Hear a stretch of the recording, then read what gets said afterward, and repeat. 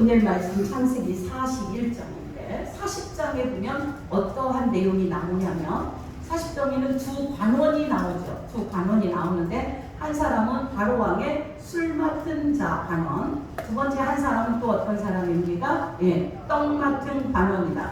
그런데 술 맡은 관원과 떡 맡은 관원이 똑같이 꿈을 꾸었는데 꾼 꿈에 따라서 해석이 달라졌죠. 그 꿈을 누가 해석하였죠? 요셉이 해석을 하는 것들을 내용을 우리는 보았습니다.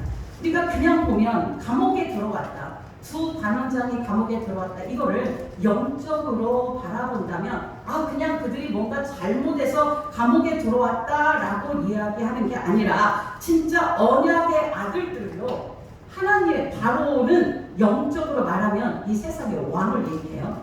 그러니까 이 말씀을 가진 자로서 하나님의 일꾼으로 섬기다가 감옥에 왔다는 것을 이야기를 하고 있는 거예요. 이게 4절에 있습니다. 친위대장이 요셉에게 수종들게 하니 집안에 있는 옥에 가두니 곧 요셉이 갇힌 곳이라. 4절 친위대장이 요셉에게 그들을 수종들게 하매 요셉이 그들을 섬겼더라. 누가 누구를 섬기도록 하냐면 요셉으로 하여금 이들을 섬기게 하는 모습을 바라볼 수 있습니다.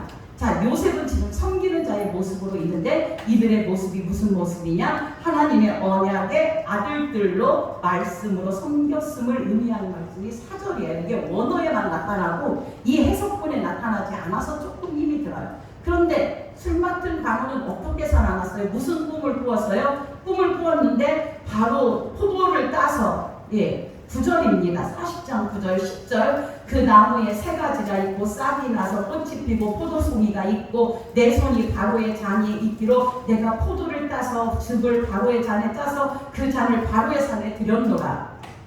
이 말이 무슨 말인가요? 결국 이 말로 인하여 이 꿈으로 인하여 술 맡은 관원장은 살아났어요. 바로 포도나무이신 예수 그리스도에게 붙어 있는 모습을 꿈으로 보여준 것이 바로 술 맡은 관원장의 모습이었습니다.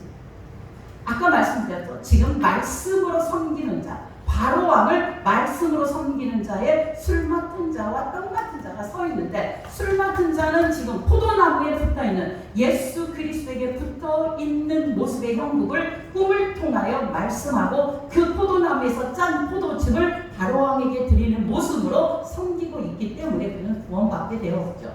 살아나게 되었죠. 풀려나게 되었습니다. 떡 맡은 자는 어떻게 됐냐면 17절 보면 맨 윗광주리에 바로를 위하여 만든 각종 구운 음식이 있는데 새들이 내 머리에 광주리에서 그것을 먹더라라고 얘기하고 있습니다.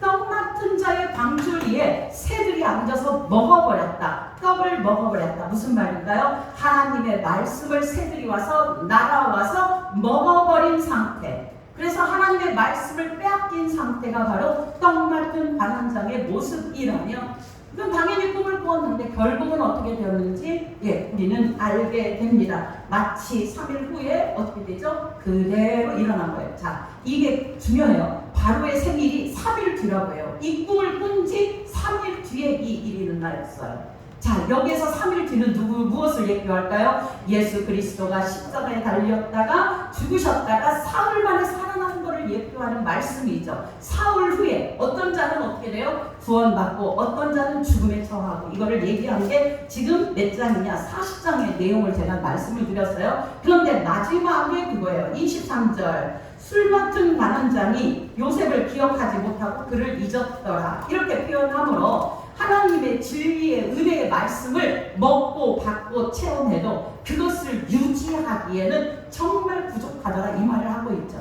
저와 여러분이 똑같아요. 상원이 지금 이 자들과 구원받은 자로 꿈을 꾸었는데 그 꿈을 해석하지 못하는 상황에 요셉이 하나님의 영으로 꿈을 해석했고 그 꿈대로 사흘 후에 그는 풀려나고 자유함을 얻었음에도 불구하고 이거를 갖다 다른 말로 표현하면 진리를 체험했고 은혜도 받았고 아름다운 복음의 말씀으로 내 안에 채웠었던 적도 있으나 그것을 계속해서 하나님의 말씀에 관심을 가지고 사는 자가 아니었다라는 걸 이야기하죠.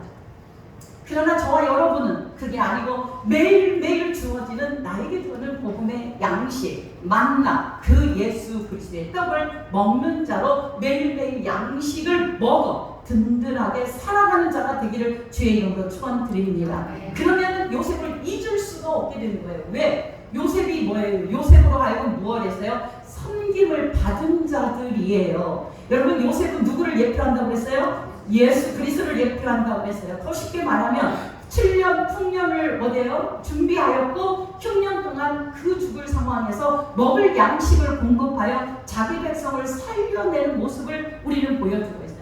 바로 예수 그리스도께서 하신 일을 지금 보여주는 내용이에요. 그러면 지금 감옥에 갇혀 있는 그 자들을 구원하기 위하여 감옥에 갇혀있는 술 맡은 관원장과 떡 맡은 관원과 치, 이렇게 감옥에 갇힌 자를 위하여 예수 그리스도가 무슨 일을 하였는지를 보여주는 내용이 41장이라는 말이에요.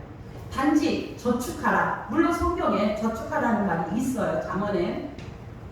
저축해서 나중에 어떤 고난을 당하였을 때 뭐 이렇게 하라.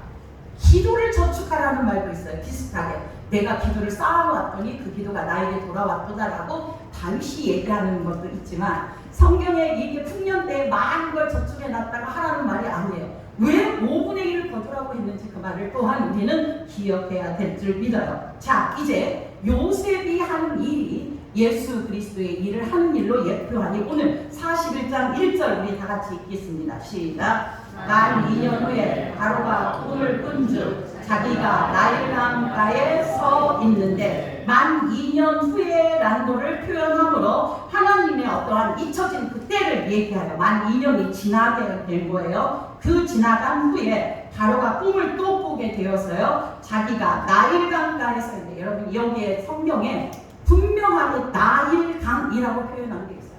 우리 창세기에서 지금 노아 홍수 이야기를 오후에 예배 시간에 듣고 있는데 그 노아 홍수에서 홍수가 뭐라고 했어요? 땅의 샘들이 터지고 라고 표현하고 있어요. 땅이 뭐예요? 예, 아래에서 흐르는 물. 그러니까 진리의 말씀, 복음의 말씀이 아닌 인간의 말, 율법 이런 것들이 아래서 올라오고 하늘의 문이 열려서 하늘에서 내려오는 진리의 비, 은혜가 섞여버리면, 뒤섞여버리면 죽음이다. 홍수는 죽음을 얘기하죠. 죽음이다라는 걸 얘기해요. 우리가 기억해야 될 건, 야, 너희들이 하나님의 말씀을 제대로 올바르게 율법과 복음을 알지 못해서 내가 너희들을 멸망할 거야, 이것을 얘기하는 게 노아 홍수가 아닙니다. 노아 홍수 사건은 정말 너희들이 하나님의 말씀과 그 세상의 말, 장로들의 유전 율법을 잘못 알아서 뒤섞여서 신앙생활하는 너희들을, 내가 죽을 수밖에 없는 너희들을, 아니 정말 심판의 물로 다 죽을 뻔한 너희들을 예수 그리스도가 방주가 되어서 그 방주로 인하여 살려낸다라는 걸 말하는 것이 노아의 방주 사건입니다. 심판을 얘기하는 게 아니라 심판 속에서 방주 안에 있는 자들이 살아난다는 걸 얘기하는 것이 바로 방주 사건이라는 거예요. 그러니까 지금 구원 사건에 대하여 이야기하고 있습니다. 요한복음 5장 29절의 말씀대로 정말 이 모든 성경은 누구에 대해서 이야기하고 있습니까? 예수 그리스도, 나에게 대하여 이야기하고 있다. 그러면 오늘 말씀도 하나님의 말씀으로 풀어야 된다는 거예요. 그러니까 나일강가에 서 있어서, 그러니까 아래 율법에 정말 얽매여서 세상에 얽매여서 살아가는 모습을 나일강에 서 있다라고 이야기합니다. 그래서 세상을 의미하죠. 그런데 보니 아름답고 살찐 일곱 왕수가, 아름답고 살찐 일곱 왕수가 강가에서 올라왔다라고 표현합니다. 무슨 강에서 올라왔을까요? 나일강에서 올라왔죠. 자, 그러면 여러분들이 이제는 말씀을 이해하실 수 있을 것 같아요. 성령이 충만하신 분은. 그러면 일곱 암소가, 튼튼한 일곱 암소가 있고 그 다음에 꿈에 보니까 파리한 일곱 암소가 있어요. 그런데 힘으로 말하면 파리한 소가 이길 수가 없게 되고, 힘 있는 암소가 파리한 소를 잡아먹어야 되는데 꿈은 정 반대로 일어나는 거예요. 파리한 암소가 튼실한 암소를 잡아먹더라. 이게 무엇일까요? 이게 무슨 뜻일까요? 그 다음에 두 번째 꿈을 꿉니다. 5절 한번 읽겠습니다. 5절 6절 읽겠습니다. 시작. 다시 잠이 들어 충실한 7 이삭이 나오고 그 후에 또 가늘고 동풍에 마른 7 이삭이 나왔는데 근데 어떻게 되는 거예요? 무성하고 충실한 7 이삭을 어떻게 해요? 네, 꿈이 깬지라. 그 다음에 어떻게 됐어요? 7 이삭이 나왔는데 그 파리한 7 이삭이 어떻게 돼요? 삼켜버리죠. 자, 그러면은 24절을 같이 읽어요. 23절, 24절 시작. 그 후에 또 가늘고 동풍에 마른 7 이삭이 나더니 그 가는 이삭이 좋은 7 이삭을 삼키다. 여기까지 읽겠습니다. 삼키더라. 자, 이상하잖아요. 좋은 이삭이 나쁜 이삭을 삼켜버려야 이게 지금 세상적인 생각 이야기인데 아주 연약하고 형편없고 볼품없는 정말 형편없는 이삭이 아주 튼실하고 여기에 뭐예요? 무성하고 충실한 7 이삭을 삼켜버리거나 이렇게 표현하고 있어요.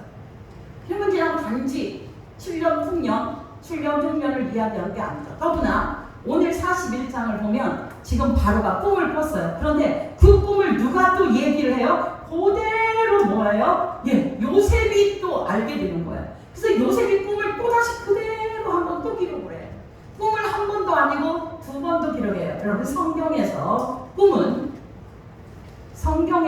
꿈은 하나님의 뜻과 계획을 계시하는 도구입니다. 성경에서 꿈은 하나님의 뜻과 계획을 계시하는 거예요.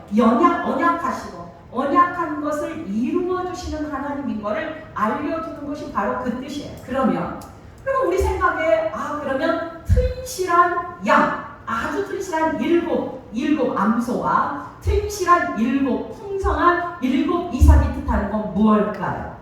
그게 무엇일까요? 20년, 30년 예수 믿으셨습니까? 한 번 정도는 들어봤을 법한 말씀들. 그런데 우리는 그거에 대하여 명확하게 깨닫지 못하고 있는 거죠. 자, 7 암소는 무엇입니까? 7은 무슨 수예요? 자, 7이라는 숫자와 기억하십시오. 40이라는 숫자는 하나님이 작정하고 일하심을 나타내는 숫자입니다. 물론 우리는 완전수라고 이렇게 얘기합니다. 그래서 7일 하면 하나님이 완성시켰다. 안식을 완성시켰다. 이거를 의미하죠. 예, 7이라는 숫자. 그래서 여기서 7이라는 암소를 통하여, 튼실한 암소를 통하여 하나님이 언약하신 일을 이루신다. 하나님이 일하는 기간을 얘기해요. 그러면 이 튼실한 7과 튼실한 충실한 7 이삭은 무엇이냐? 따라서 합시다. 율법으로 인하여 풍성하게 하려고, 율법으로 인하여 형통하고 번영하고 복을 추구하는 모습을 이렇게 보여주고 있다는 거예요. 율법으로 인하여, 이 율법을 지켜서 서기관과 바리새인과 사두개인과 이런 자들처럼 율법을 지켜서 율법으로 인하여 부유한 자, 번영, 충만, 하나님의 막 놀라운 복을 받고자 하는 형국이 바로 튼튼한 암소의 모습이고 튼실한 충실한 7 이삭의 모습이라는 것을 얘기해요. 더 쉬운 말로 율법 지켜서 복 받으려고 하는 자들, 율법 지켜서 복 받으려고 하는 자들, 여러분에게 묻습니다. 여러분, 율법 지켜서 구원받습니까? 예수님 믿어서 구원받습니까? 예수님 믿어서 구원받아요. 그러니까 예수 믿어야, 이게 바로 복음입니다. 예수 믿어야 구원받는 걸 우리는 알고 있는데, 이 자들은 지금 바로 왕의 시대에 율법을 지켜서 구원받는 거의 모습을 지금 이렇게 충실한 7 이삭과 충실한 암소 7으로 표현하고 있다는 거예요. 그래서 문자적으로 보면은 이러한 모습, 율법을 지켜가지고 율법 잘 지켜서 하나님으로부터 장수도 드리고 부귀도 받고 복도 많이 받고 이렇게 살고 병도 고침받고 이렇게 살아야겠다고 생각하는 율법적 사고를 의미하는 것이 이런 것들이에요. 그런데 그 다음에 보면 연약한 암소 7과 아주 그냥 형편없는 7 이삭이 나왔다. 이게 무엇일까요? 따라서 합시다. 하나님의 복음. 예수 그리스도의 복음을 예표하는 거예요. 예수님은 그러한 모습으로 오셨어요. 형편없는 모습으로 오셨어요. 형편없는 복음을 비유합니다. 율법 아래서 육신으로 오신 예수 그리스도. 그는 아무것도 흠모할 만한 것이 하나도 없었다라고 이사야서에 말씀하고 있습니다. 그러면 이게 무슨 말이냐? 자, 예수 그리스도의 복음이 율법을 어떻게 하더라? 삼켜버리더라. 그러니까 예수 그리스도가 십자가에 달려 죽으심으로 복음을 완성시켜서 율법을 완전케 해버리는 일이 바로 누구로 인하여 이루어졌습니까? 예수 그리스도로 인하여 이루어졌다는 거예요. 그래서 우리는 이제는 율법을 지켜서 구원받는 게 아니고 우리는 율법 지킬 수도 없는 자고, 그러니까 너희 의인과 서기관과 바리새인보다 낫지 못하게 결단코 천국에 들어가지 못하리라. 이 말은 너희들 절대로 네가 율법 지켜서는 천국 못 가, 절대로 못 가. 그런데 들어가는 방법이 있어. 내가 길이요 진리요 생명이다. 예수 그리스도 믿으면 너 천국 가. 이렇게 말씀하고 있으니 얼마나 감사한 일이냐 그 말입니다. 하나님께서는 지금 이 바로왕에게 꿈을 보여주심으로 이 꿈을 통하여 정말 형편없이 보이는, 힘없이 보이는 예수 그리스도 그 복음이신 예수 그리스도가 이 땅에 오셔서 십자가에 달려 죽으심으로 완전히 율법을 삼켜버리는 모습, 그로 인하여 복음이 승리하는 모습을 지금 바로의 꿈 앞에 말씀하고 있다는 것을 이야기합니다. 아멘. 이해가 되실까요? 그러면 요셉이 거기에서 뭐예요? 양식들을 많이 이제 준비를 하죠. 준비해서 그걸 가지고 양식을 먹여줌으로 정말 죽음 가운데 있는 율법으로 인하여 다 죽게 된 자기 백성들에게 무엇을 나눠주는 모습이에요? 복음의 말씀, 양식을 나눠주는 모습으로 지금 있다라는 것을 우리는 말씀을 통하여 알 수 있습니다. 그래서 바로의 두 가지 꿈은 예수 그리스도의 죽으심과 부활하심과 그리고 자기 백성을 살려내는 복음을 설명하고 있는 귀한 꿈이라는 것을 우리가 깨달아야 된다는 거죠. 아멘. 정말 다시 자기 백성들을 살리시려고 십자가에 달려 죽으시고 그리고 십자가에서 죽으시고 묻히시고 부활을 하셔서 자기 백성을 생명을 허락하시는 모습이 바로 이 모습. 하나님께서 내가 예수 그리스도를 보내서 이렇게 만들 거야. 이렇게 만들 거야. 아멘입니까? 이게 바로 하나님의 놀라운 계획이었다는 거예요. 그러니까 예수 그리스도께서 이 말을 또 다르게 말하면 예수 그리스도의 복음이 율법을 다 삼켰다. 맞아요? 율법을 다 삼켰다. 이렇다면 우리에게도 마찬가지예요. 우리 안에 있는 우리에게 율법적인 사고들, 우리에게 잘못되었던 어떤 사고들, 쓴뿌리 같은 것들, 하나님의 성령 아닌 것들을 한 예수 그리스도의 복음이 다 삼켜버려서 생명을 얻은 자로 만들어 내시겠다. 아멘. 내가 스스로 만들어지는 게 아니고 하나님께서 자기 백성들에게 온전히 복음의 양식을 먹여서 그 양식을 먹고 온전히 우리의 육적이고 우리의 종교적인 생각들이 삼킴을 당하게 하여서 우리로 하여금 복음 안에 서도록 하시겠다는 하나님의 놀라운 계획이 있는 게 바로 이 바로왕의 꿈이라는 사실이에요. 아멘. 복음이 우리의 육적 사고를 삼켜버리기를 주의 이름으로 축원드립니다. 이게 삼켜버리지 않으면 우리는 계속해서 육적인 어떤 뭡니까? 율법적인 사고로 생각하고 판단하고 그렇게 살아가게 돼요. 낙심하게 되고요. 여러분 율법을 알면요 무척 낙심하게 돼요. 실망하게 돼요. 왜? 안 되면 어떻게 할까? 오늘 주일학교에서 하시던 말이 뭐였냐면요. 가나안 땅에 어떻게 되세요? 가나안 땅에 전당군을 12명을 보냈어요. 그런데 10명은 갔다 와서 다 뭐라 그래요? 우리는 메뚜기 떼와 닿고 우리는 힘도 없고. 그러니까 결국은 이들이 가지고 있던 게 하나님의 언약을 믿는 믿음이 없었다는 걸 얘기해요. 그런데 2명은 안 그랬어요. 여호수아와 갈렙은 그렇지 않았어요. 그 땅이요, 헤브론 땅이요. 그 땅에는 안악자손이죠. 안악자손이 뭐냐면 거인들을 얘기하잖아요. 헤브론 땅이에요. 헤브론 땅. 그 땅은 막 산악지대고 아주 안 좋은 지역이거든요. 그 땅에 살고 있는데 그 땅에 있는 거 그게 우리들의 밥이에요. 우리들의 밥. 하나님이 그 땅을 우리에게 주셨습니다라고 믿고 갔던 자가 여기서 갈렙이에요. 여러분 이렇게 성도들이 많이 있어도 갈라져요. 우리는 못해. 나는 안 돼. 나는 실망해. 여러분 그거 믿지 마시고 하나님의 언약을 붙드는 여러분 되기를 주의 이름으로 축원드립니다. 나중에 그러잖아요. 갈렙이 이 산지를 내게 주소서. 주께서 이미 약속하신 그 땅.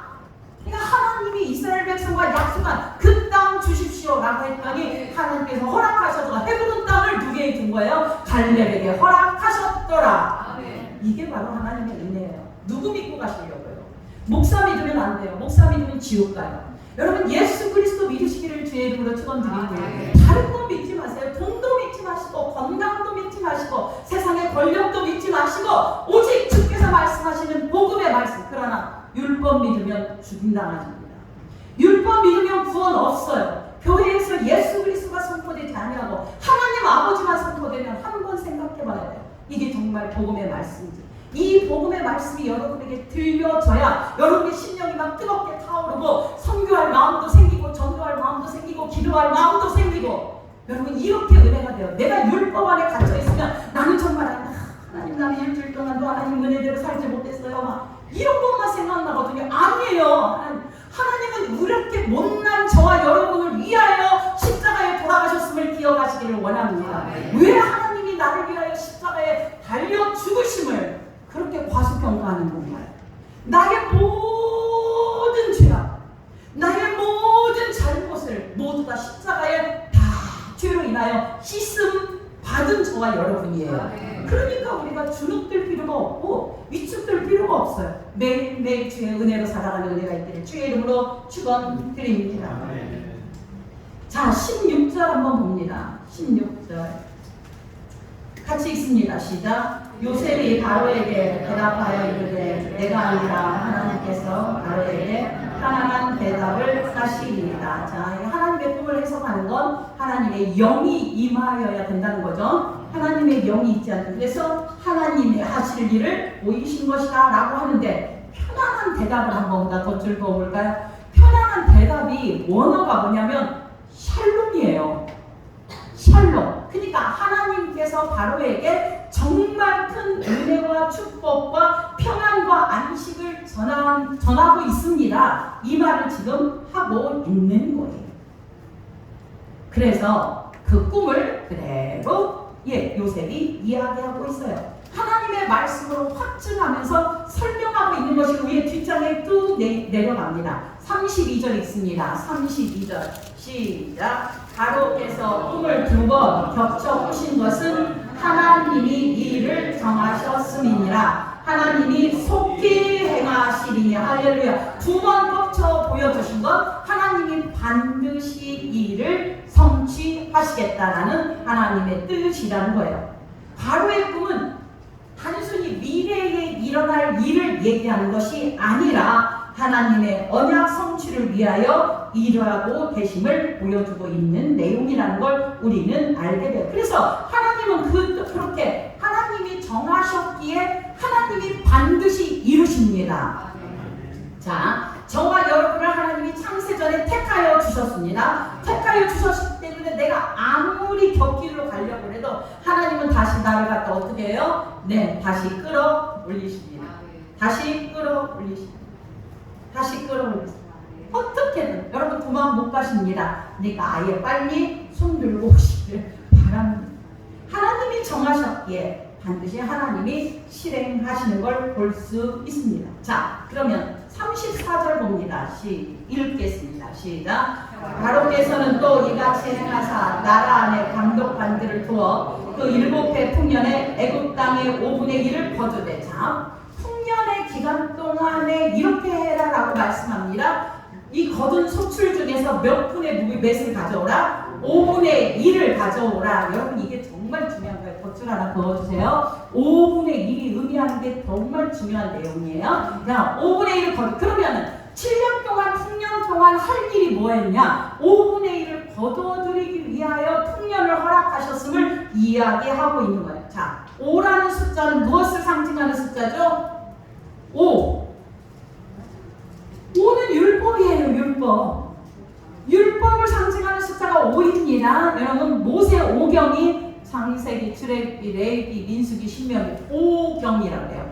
그것이 무엇을 상징해요? 율법. 그러니까 여기서 창세기, 출애굽기, 레위기, 민수기, 신명기 말씀을 그대로 문자적으로 받아들이면 여러분 지옥 가게 되는 거예요.